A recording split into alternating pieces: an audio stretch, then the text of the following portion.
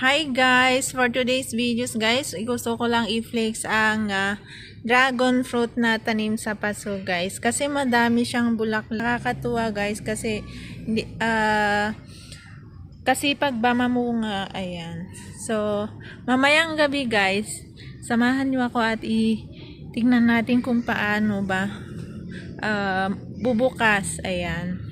Or mag-open itong bulaklak, ayan. So sana hindi nauulan mamaya para makita natin kung paano kaganda kasi ayun, ilan magkasabay-sabay na mamulaklak guys, ayan. So see you later guys, na mamayang gabi. Hope na hindi na uulan.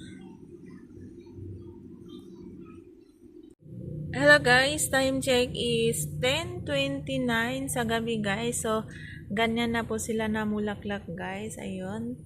Makita nyo guys, ang ganda. Ayan. O, diba? Tara guys, tingnan natin yung iba dyan.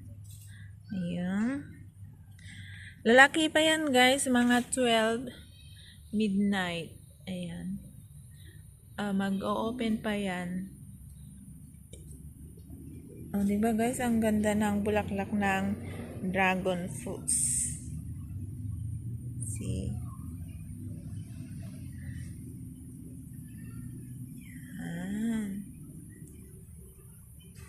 So, ayan. Doon pa yung dalawa, guys.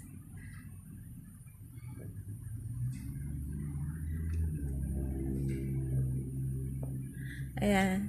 Diba makita nyo kanina, guys, hindi ito nakaganyan. Kaso nga lang, ginanon ko, guys, para hindi malaglag sa baba yung pollen grain niya. Para hindi malaglag yung ganyan.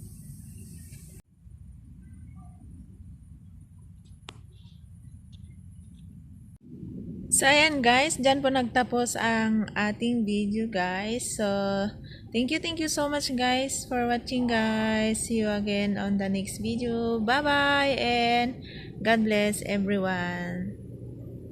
Bye-bye guys.